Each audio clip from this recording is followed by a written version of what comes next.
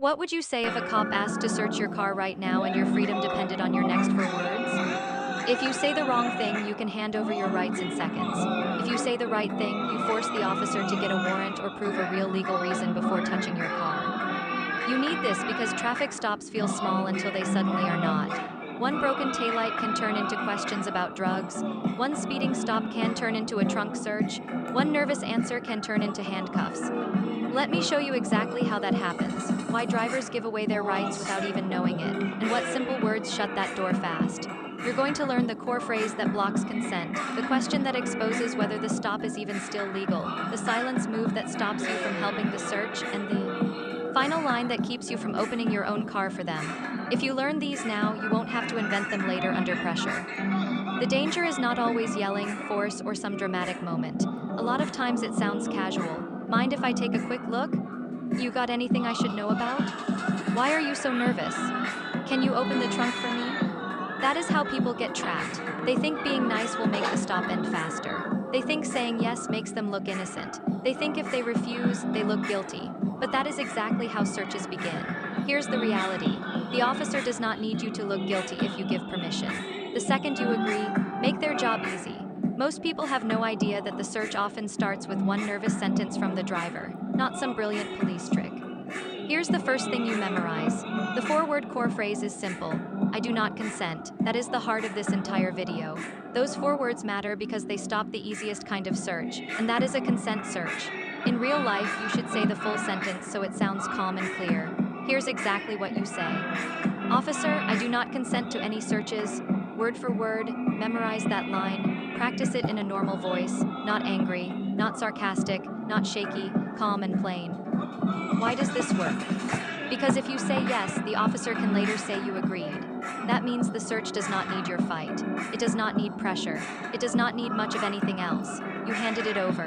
But if you clearly say no, the officer now has to rely on a warrant or a real legal exception. That does not mean your car becomes untouchable. It means the easy shortcut is gone, and that matters a lot. This is where people get confused. They think refusal is magic. It is not magic. If an officer already has probable cause, which means a real reason to believe there is evidence in the car, the officer may still search under the car search rules. But your refusal still matters because now the officer has to defend that reason later. You are preserving your rights instead of surrendering them for free. This comes straight from Supreme Court rulings. Courts have made it very clear that voluntary consent can make a search legal. So your refusal is not being difficult. It is you refusing to make the search easy. I've analyzed over 200 body cam videos, and you see the same mistake again and again. The officer asks in a friendly tone. The driver laughs nervously. The driver says, "Sure, I've got nothing to hide." Then the officer starts opening bags, lifting seats, and turning a traffic stop into a criminal investigation. The driver thought he was helping himself. He was actually removing his own protection. Bad way. Most drivers say, "Yeah, go ahead, I've got nothing to hide." Then the officer gets full consent and the search starts right there. Good way. Smart drivers say, "Officer, I do not consent to any searches." Then the officer has to prove a lawful reason instead of using your permission. Former police officers have confirmed this works because officers know clean consent is fast, simple, and hard to fight later. Defense attorneys use this exact line in court because it creates a clear record. Either you consented or you did not. There is no gray area if your words are plain. And if you're wondering whether refusing is allowed, hear this clearly. This is 100% legal. You are not resisting, you are not interfering, you are not breaking the law by refusing consent, you are using a right people forget they have. That is a huge difference. Still watching? Good. Drop a comment if you think you could stay calm enough to say that exact line during a real stop, because the next step matters just as much. Now let's get into the second tactic, because a lot of bad searches happen after the traffic stop should already be over. Once the officer has checked your documents, written the warning or ticket, and handled the reason for the stop, the clock is supposed to be running out. But officers often try to stretch that moment. They keep chatting, they ask extra questions, they act casual, they keep you standing there, and if you stay, they keep fishing. So here's your second line. Am I being detained or am I free to leave? That is the question you use when the traffic part seems done and the officer keeps pushing into other stuff. You say it once calmly, not fast, not rude, just clear. Am I being detained or am I free to leave? Here's why this line is so powerful. It forces the officer to choose. If you are free to leave, then you leave. You do not stay there to be nice. You do not keep chatting because you want to look cooperative. You do not answer 10 more questions. You leave. But if the officer says you are being detained, then the officer is saying, the stop is still active. That matters because police cannot keep you there forever just to look for something else. Here's the trick they don't want you knowing. A lot of drivers stay wrapped in a stop that should have ended because they never ask the one question that makes the officer go on the record. The officer says, before you go, can I ask you something? That sounds like a favor. It feels small, but that is often the doorway into more questions, more suspicion, and finally the request to search. Watch what happens in the wrong version. Your documents come back, the warning is done. Then the officer smiles and says, hey, real quick, you got anything illegal in the car? You stay because you want to seem respectful.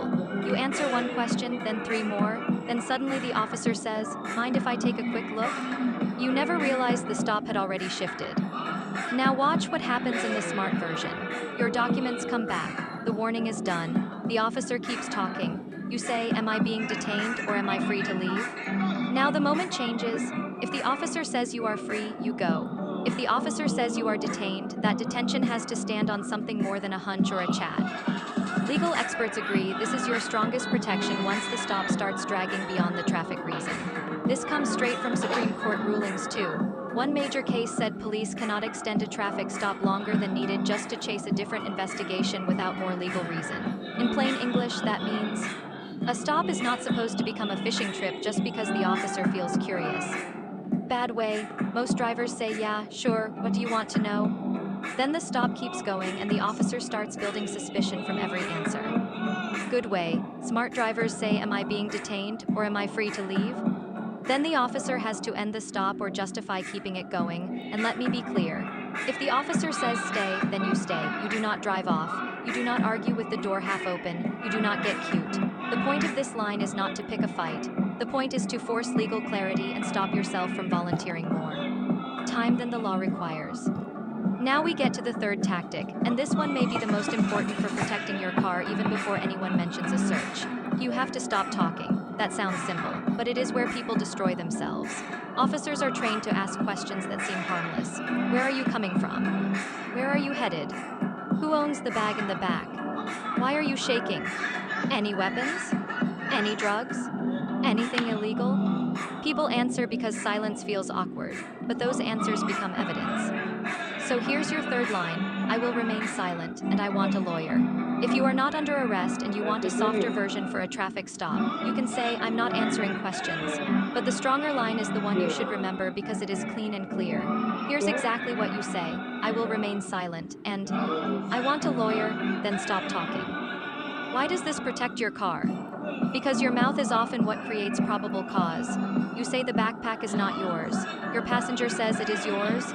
You say there might be an old pipe somewhere. You say you were at one place, then change it to another. You say you are nervous because your friend left something in the trunk. Do you see the problem? The search is being built out of your own words. Here's the reality. Silence feels uncomfortable for a few seconds. Talking can hurt you for years. Officers do not need a confession that sounds dramatic. They just need enough loose, messy statements to make everything look suspicious. Once the story sounds off, they dig deeper. Listen closely because this is critical. You do not need to prove you are innocent by talking more. Innocent people talk themselves into trouble every day because they think the truth will protect them if they just explain enough. But the roadside is not a courtroom. It is not your chance to give a long speech. It is a place where every extra word can be misunderstood, twisted, or used to keep the stop alive longer. I've analyzed over 200 body cam videos, and one pattern never changes. The longer the driver talks, the stronger the officer's report gets. One nervous answer becomes three become contradictions. Contradictions become suspicion. Suspicion becomes a dog, a backup unit, a pat down, or a search request. Bad way. Most drivers say no, there's nothing illegal, just some stuff from my friend and maybe an old vape somewhere. Then they hand the officer both suspicious facts and a reason to keep digging. Good way. Smart drivers say I will remain silent and I want a lawyer. Then they stop feeding the investigation with their own mouth. Defense attorneys use this exact line in court because clean silence is easier to defend than a dozen confused roadside statements. Former police officers have confirmed this works because they know how often drivers bury themselves just trying to sound innocent. And again, this is not being rude. This is 100% legal. You are refusing to become the source of the case against yourself. If you've made it this far, you're serious about protecting your rights. Show me by hitting that like button, because the next tactic is where many drivers accidentally help the search happen even after they already refused. Now let's talk about the fourth tactic. This is the line that keeps your actions from canceling out your words. A lot of drivers say they do not consent, then they still open the trunk, unlock the glove box, or move bags around because the officer pressures them. That creates a messy record. So you need one more sentence: I do not consent and I will not assist. That line matters because your actions tell a story too. If you refused a search but then opened everything yourself, the whole situation gets blurry. You obey lawful commands, yes. If the officer tells you to step out, step out. If the officer asks for license, registration, and insurance, provide them. But you do not volunteer access to hidden parts of the car after you already refused. Let me show you exactly how people mess this up. The officer says, if you've got nothing to hide, just pop the trunk for me. The driver gets scared and thinks refusal looks guilty. So he says, I don't consent, but fine, and opens it anyway. That is a terrible move. Your own hands just helped the search. Now the smart version, the officer says, open the trunk. You stay calm and say, I do not consent and I will not assist. Then you keep your hands where they should be and let the officer decide the next legal move. No grabbing, no blocking, no physical resistance, no arguing with your body, just clear words and calm behavior. Bad way. Most drivers say, I don't really want to, but okay here. Then they open the compartment themselves and help build the case.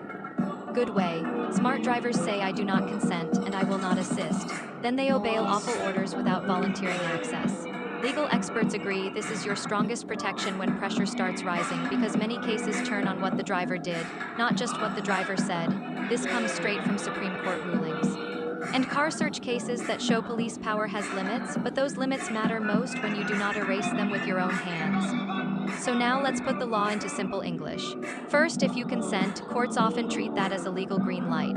That is why, officer, I do not consent to any searches matters so much. Second, police cannot drag out a traffic stop longer than needed without more reason.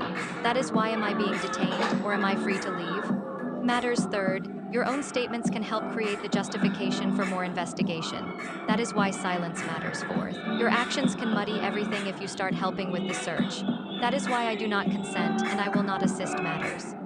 But you also need the honest truth. Refusing consent does not guarantee the officer walks away. If there is real probable cause, a real warrant, or another valid exception, the officer may still search. The point is not magic. The point is protection. You stop the easy path, you stop building the case yourself, you preserve your rights. For later review instead of throwing them away in the first minute.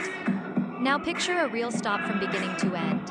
You get pulled over at night for a broken taillight. Your heart is pounding. The officer walks up and asks for your documents. Then the questions start. Where are you coming from? Why are you nervous? Is there anything illegal in the car? In the wrong version, you start explaining everything. You mention your friend's bag.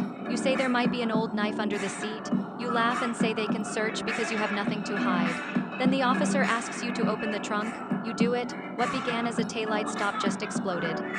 Now the right version, you stay calm. You provide the required documents. When the officer asks to search, you say, Officer, I do not consent to any searches. If the traffic business seems done but the officer keeps probing, you say, Am I being detained or am I free to leave? If the officer starts pushing questions that do not help you, you say, I will remain silent and I want a lawyer.